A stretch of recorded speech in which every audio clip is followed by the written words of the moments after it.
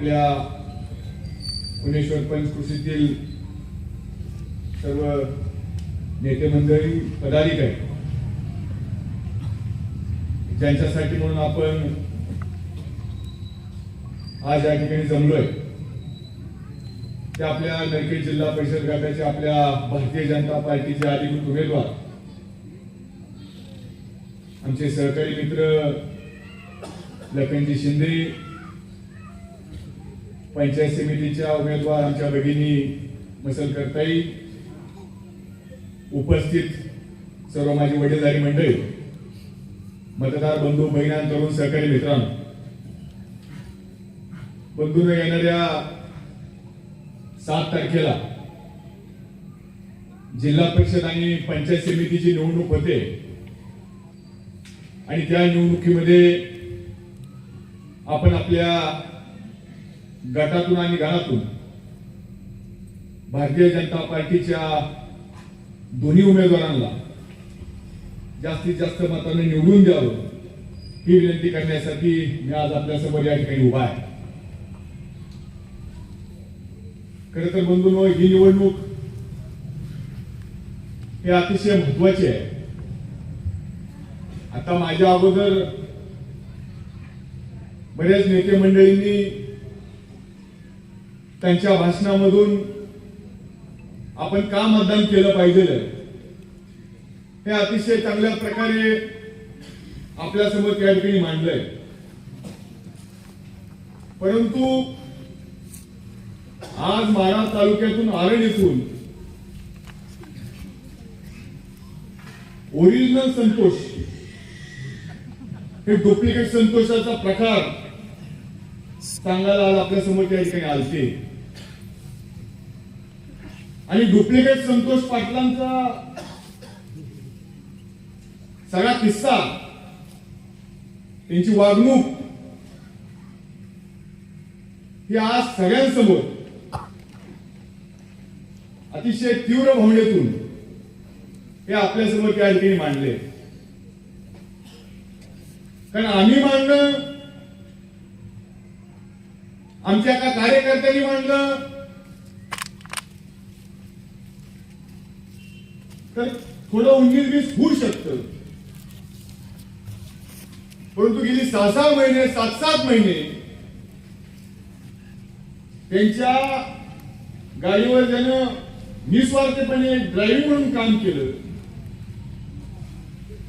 त्यांना काय वागणूक दिली, त्यांचे विचार काय होते, हे स्वतः तुमच्या समोर ते मांडण्यात ह्याच्यात फार मोठा फरक आहे. म्हणून आम्ही काहीतरी वेगळं सांगावं असं मला या ठिकाणी वाटत नाही. परंतु बंधूंनो, ही जिल्हा परिषदेची निवडणूक आहे, पंचायत समितीची निवडणूक आहे. कारण गेल्या 5 वर्षामध्ये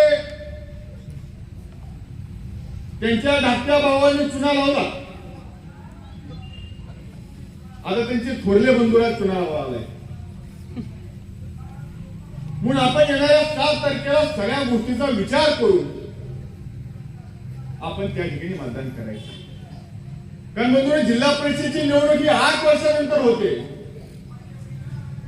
मधल्या 4-5 वर्षामध्ये आपल्याला माहितच नव्हतं किंवा जिल्हा परिषद सुद्धा आहे, पंचायत समिती सुद्धा आहे म्हणून. कारण आपल्याला एकदा ग्रामपंचायत नाही तर आमदार खासदार, जिल्हा परिषदचा विषयच नव्हता. म्हणून तब्बल 8 वर्षानंतर आज आपल्या या जिल्ह्यामध्ये जिल्हा परिषदेची निवडणूक त्या ठिकाणी होते. म्हणून आपण सगळ्या गोष्टींचा विचार या निमित्ताने त्या ठिकाणी केला पाहिजे. कारण 2017ला खूप विश्वासानं आपण त्यांच्या धाकट्या बंधूला या ठिकाणी काम करण्याची संधी दिली होती. मला आज आठवतं, आपल्या गावामधून जवळपास 900 मताचं मताधिक्य त्यांच्या धाकट्या बंधुरांना त्या ठिकाणी दिला होता. आपल्या नरखेड गटाला जवळपास डोक्यावर घेतलं होतं. विरोधकांना डिपॉझिट जप्त होती काय अशी परिस्थिती या नरखेड गटामध्ये तयार झाली होती. तब्बल 7,000 मतांना त्यांनी निवडून गेलं. परंतु जिल्हा परिषद मध्ये निवडून गेल्यानंतर आपल्या गटाकडे त्यांनी दुर्लक्ष केलं आज ते नरखेड गावामध्ये सुद्धा राहायला तयार नाहीत. नरखेड गट तर सोडला, नरखेड गाव सुद्धा सोडलं आणि मोळा त्या ठिकाणी राहायला त्या ठिकाणी. अहो, ज्या गटाला तुम्हाला जिल्हा परिषद मध्ये पाठवलं, तुम्ही काय आहात, तुम्ही काय केलं हे सुद्धा या गटातील लोकांना माहित नव्हतं, तरुणाला माहित नव्हतं, शेतकऱ्याला माहित नव्हतं. परंतु राजन पाटलांनी सांगितलंय, पक्षाने उमेदवार दिला म्हणून त्यांनी तुमचं काम केलं, तुम्हाला खांद्यावर घेतलं, तुम्हाला निवडून दिलं, काम करण्याची संधी दिली. परंतु 5 वर्षामध्ये माझ्या खुनेश्वरला जिल्हा परिषदच्या माध्यमातून 1 रुपयाचा सुद्धा निधी या भाजपाने त्या ठिकाणी दिलेला नाही.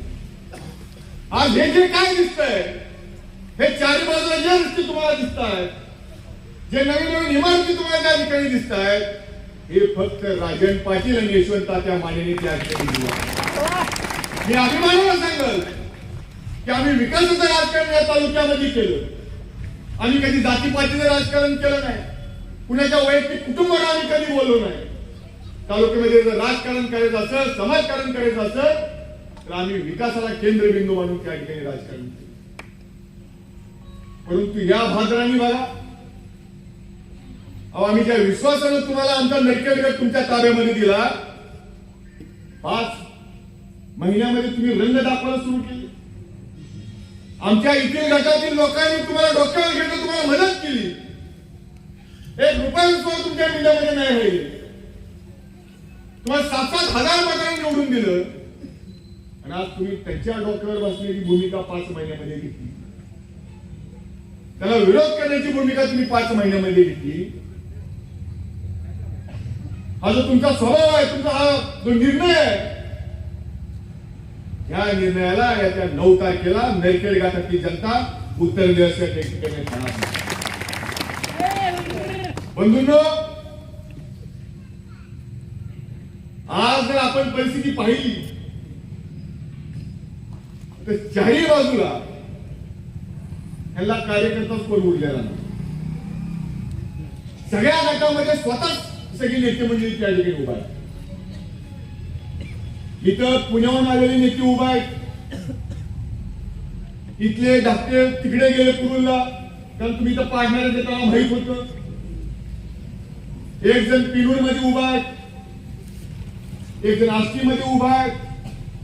कार्यकर्त्याला सांगितलं तुम्ही फक्त आमच्या सरकारने उचलायचं, निवडणूक लढवायला आम्ही आहे असं त्यांनी सांगून टाक. परंतु आम्हाला बाबुराव पाटलांचे संस्कार आहेत आमच्यावर. आम्हाला आमच्या आजोबांनी सांगितलंय की बाबाराव, तुम्हाला या मोहोळ तालुक्यामध्ये राजकारण करायचं असेल, समाजकारण करायचं असेल, तरी केवळ तुम्ही मोठं होऊन चालायचं नाही. केवळ तुम्ही मोठं होऊन चालणार नाही, तुमच्या बरोबर तुमचा सहकारी आणि तुमचा कार्यकर्ता सुद्धा मोठा झाला पाहिजे. त्यांच्या विचारावर आम्ही या तालुक्यामध्ये त्या ठिकाणी राजकारण करतो. म्हणून तुम्ही बघा, आज लखन सारखा एक तरुण शेतकरी, तळागावामध्ये काम करणारा एक तरुण, आम्ही या गटामध्ये त्याला संधी दिली आणि त्याला जिल्हा परिषदेमध्ये पाठवण्याची जबाबदारी ही त्या ठिकाणी तुमची.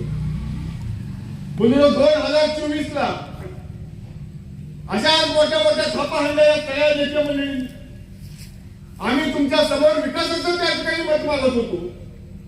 पण ही सगळी नेते मंडळी आम्हाला शिवाय मत मागत होती. पण तू या तालुक्याने निर्णय घेतला, आम्हाला घरी बसवलं, हरकत नाही, ही लोकशाही आहे. आम्ही चुकलो असेल, आम्ही आम्हाला घरी बसवलं, हरकत नाही. पण तुम्ही ज्याला निवडून दिलं, आज 14 महिने झाले. 14 महिन्यामध्ये 1 रुपयाचं सुद्धा काम आपल्या या खुनेश्वरला त्या ठिकाणी झालेलं ना. खुनेश्वरला झालं ना, माझ्या हिंगणीला झालं ना, माझ्या मोरवंचीला झालं ना, माझ्या भांबेवाडीला झालं. फक्त तुमच्या समोर आले, मोठ्या मोठ्या गप्पा हाणल्या, आम्हाला शिव्या दिल्या, आमदार म्हणून निवडून गेले आणि आमदार म्हणून निवडून गेल्यानंतर आपल्याकडे 14 महिन्यामध्ये संपूर्णपणे त्या ठिकाणी दुर्लक्षित. बंधूंनो, ही लोकशाही आहे. आपण लोकशाहीच्या मार्गाने जाणारे सगळे माणसं. प्रत्येकाला अधिकार असतो की तुमच्या समोर यायचं मत मागायसाठी. आणि मग तुम्ही ठरवणार मतं कुणाला द्यायची. पण 2024च्या विधानसभेला कळ असा झाला की मोहोळ मतदारसंघातील 50% गावामध्ये हे आमदार मध्ये मत मागण्यासाठी गेलेले. आता तुमच्या गावामध्ये आलं तर मला माहित नाही. खुनेश्वरला आले नाहीत, हिंगणीला आले नाहीत, आमच्या खंडाईला आले नाहीत, पापडीला आले नाहीत, युवतीला आले नाहीत, भैरावाडीला आले नाहीत. 50% गावामध्ये मत मागायला आले नाहीत. तरी सुद्धा आपल्या तालुक्यातील जनतेने तरुणांनी त्यांना विधानसभेमध्ये पाठवले. 500-500 मताला लीड दिला, कुणी 1000-1000 मताला लीड दिला, 30,000 मतांनी त्याला निवडून त्या ठिकाणी दिलं. एवढा विश्वास तुम्ही त्यांच्यावर टाकला. परंतु आज ही लोक तुमच्याकडे बघायला त्या ठिकाणी तयार. आज आमच्या तरुणाला काय पाहिजे, माझ्या शेतकऱ्याला काय पाहिजे, काय त्याला घेणं नाही. आमदार झालोय, मुंबईत राहायचं, पुण्यात फिरायचं, तुम्हाला गरज असेल तर गोपाळपूरच्या पंढरपूरच्या गोपाळपूरला यायचं. ही परिस्थिती आज या तालुक्यामध्ये ह्या सगळ्या लोकांनी, आमच्या विरोधकांनी त्या ठिकाणी करून ठेवली. तुम्ही पवार साहेबांच्या नावावर त्यांना निवडून दिलं. तुमचा विश्वास होता की हा पवार साहेबांचा उमेदवार आहे, पवार साहेबांच्या पाठीमागे उभं राहायला पाहिजे, म्हणून तुम्ही तुतारी म्हणून त्यांना निवडून दिलं. तुतारी म्हणून ते निवडून आले, पवार साहेबांचा उमेदवार म्हणून ते निवडून आले. परंतु बंधूंनो, आज परमेश्वराला सुद्धा माहित नाही की नक्की हे कुठल्या पक्षात आहेत. माहित नाही, सांगू शकत नाही परमेश्वर सुद्धा की मोहोळ तालुक्याचे आमदार अमुक अमुक पक्षात येतील. कधी तुतारीकडे पवार साहेबांकडे दिसतात, कधी एकनाथ शिंदे साहेबांचा चेला म्हणून सांगतात, कधी अजितदादांकडे जायचे, मधून अजून एक पत्र घेतात, फडणवीस साहेबांबरोबर फोटो काढतात. आपल्या मतदारसंघाला असं दाखवतात की माझं सगळ्या पक्षामध्ये चालतं, माझं सगळ्या पक्षावर चांगले संबंध आहेत, मी काही करू शकतो, कुणालाही भेटू शकतो. अहो आमदार महोदय, जर तुमचे सगळ्या पक्षांबरोबर चांगले संबंध असतील, मग आज 14 महिने झाले, 14 महिन्यामध्ये 1 रुपयाचा निधी तुम्ही का आणू शकत नाही माझ्या मोहोळ तालुक्याला? अहो गेल्या 5 वर्षामध्ये आम्ही 4000 कोटी रुपये आणले. आम्ही त्याचा हिशोब तुम्हाला पुस्तकाच्या निमित्ताने त्या ठिकाणी दिलेला आहे. आम्ही काय नुसतं भाषण ठोकायसाठी, मोठं बोलायसाठी म्हणून आम्ही याकडे कधी घेत नव्हतो. जे झालंय ते तुमच्या समोर आम्ही त्या ठिकाणी मांडत होतो. आम्ही अभिमानासमोर आम्ही त्याचं पुस्तक सुद्धा काढलं होतं की हे 4000 कोटी आम्ही कुठं खर्चले म्हणून. परंतु तुम्ही त्यांना निवडून दिलं. हरकत नाही, आज 14 महिने झाले, तुम्ही आमचे सुद्धा आमदार आहेत, परंतु 14 महिन्यामध्ये 1 रुपया सुद्धा काम ह्या मोहोळ मतदारसंघामध्ये त्या ठिकाणी झालं. आज नैकेड भागामध्ये आले की सांगतात की कुरुल भागामध्ये मी एवढा निधी दिला, कुरुल भागामध्ये गेले की सांगतात मी कामती भागामध्ये तेवढा निधी दिला. अहो कळ तर असा झाला, मी परवा तेलकवाडीला त्या ठिकाणी गेलो, मला किती ग्रामस्थांनी सांगितलं, अहो म्हणजे भाऊसाहेब परवा इथं आचारसंहितेच्या लागायच्या अगोदर घाईघाईने आले, म्हणजे बोर्ड उभा केला, नारळ फोडला, फीत कापली, दुसऱ्या दिवशी बोर्ड गायब. हा उद्घाटनाला खटोटोप कशासाठी? केवळ तुमच्या पुढे जिल्हा परिषदला मतं मागायला यायची, काय तर दाखवलं पाहिजे, कुठलं तर गाजर दाखवलं पाहिजे म्हणून हा खटाटोप आहे. मला माहित नाही आज 14 महिन्यामध्ये आपल्या खुनेश्वर गावाला ती लोक आली का नाही, बघितलं का आमदार महोदयाला कधी? आमदार महोदयाला विकासाचं, मोहोळ तालुक्याचं, तरुण पिढीचं त्याला काय घेणं पाहिजे? त्याला काय घेणं नाही. त्यांना फक्त रस कशामध्ये की राजन पाटलावर बोलायचं, राजन पाटलाच्या दोन्ही पोरांवर बोलायचं, अंगरवर बोलायचं. आणि बोलणार काय? कुठेही जाऊ दे, यांनी लग्नात जाऊ द्या, कुणाच्या बारशाला जाऊ द्या, कुठे पण जाऊ द्या, एकच म्हणायचं, अंगची झुंडशाही बंद करणार, तानाशाही बंद करणार, अमुक करणार, तमुक करणार, दहशत बंद करणार. अरे किती दिवस आहे? किती दिवस ह्या गोष्टीवर तुम्ही लोकांसमोर मत त्या ठिकाणी मागणार? अशा लोकांपासून तुम्ही त्या ठिकाणी सावध झालं पाहिजे. बंधूंनो, ह्यांना ह्या मोहोळ तालुक्याचे काय घेणं नाही या नेते मंडळी. ह्यांना ढवायला लागले येणाऱ्या आमदारकीचे, ह्यांना आमदार व्हायचे सगळ्यांना. ह्याला वाटतं की आता 2029 ला हा मतदारसंघ कदाचित खुला होईल, मतदारसंघ खुला झाल्यानंतर आपण आमदार पाहिजे असं ह्याला आमदारकीचं त्या ठिकाणी धावायला आले. म्हणून एक जण पुण्याहून नरखेडला आले, एक जण नरखेडचं कुरुला गेले, एक जण पिनूर मध्ये आहे, एक जण आष्टी मधून आहे. सगळ्याला वाटतं की आपण आमदार झालं पाहिजे, आपल्याला आमदार व्हायचंय म्हणून आपण जिल्हा परिषद त्या ठिकाणी लढवली पाहिजे. आज बंधूंनो मला सांगा की उद्या तुम्ही जिल्हा परिषदचा सदस्य तुम्हाला निवडून द्यायचा आहे. मग हा सदस्य उद्या तुमचं जर एखादं काम निघालं तर त्याची गाठ सुद्धा तुमची तात्काळ त्या ठिकाणी पडली पाहिजे. सदस्याकडून जर तुम्हाला पत्र घ्यायचं असेल तर तो तात्काळ त्या ठिकाणी उपलब्ध झाला पाहिजे. मग हा सदस्य तुम्हाला येलमवाडीमध्ये गाठ पडणारा पाहिजे का पुण्यामध्ये गाठ पडणारा पाहिजे? हा सदस्य तुम्हाला येलमवाडीच्या शेतीच्या बांधावर गाठ पडणारा पाहिजे का पुण्यातल्या फर्ग्युसन रोडवर गाठ पडणारा पाहिजे? अशा सगळ्या गोष्टीचा विचार खास करून तरुण पिढीने त्या ठिकाणी केला पाहिजे.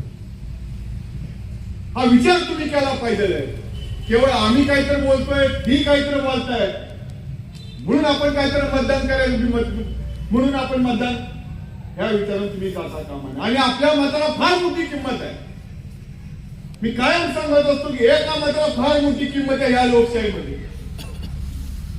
कारण आमच्या चंद्रपूरचा नगराध्यक्ष 1 मताने पडला, आमचा महाबळेश्वरचा नगराध्यक्ष 3 मताने पडला, आमचा मोहोळचा नगरसेवक 3 मताने पडला. म्हणून एक मताला फार मोठी किंमत आहे. म्हणून तुम्ही ह्या सगळ्या गोष्टींचा विचार तुम्ही त्या ठिकाणी केला पाहिजे.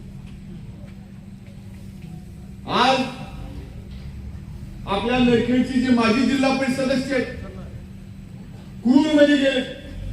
कुरुलवाल्याला काय सांगतात, मी तिथे MIDC करतो, मी तिथे MIDC करतो, त्या पीर टाकळीच्या परमेश्वर पिंपरीच्या माळावर मी MIDC करतो. अहो तुम्हाला आमच्या नरखेड गावातील नरखेड भागातील लोकांनी संधी दिली, तुम्ही काय इथं काढू शकला नाही? काय त्या प्रचार मोठे मोठे बोलत होते म्हणजे 2017ला मला आठवत का ना मला माहित नाही. परंतु 2017च्या निवडणुकीला प्रचारानिमित्त आम्ही फिरत होतो थोडं त्यांच्या सोबत.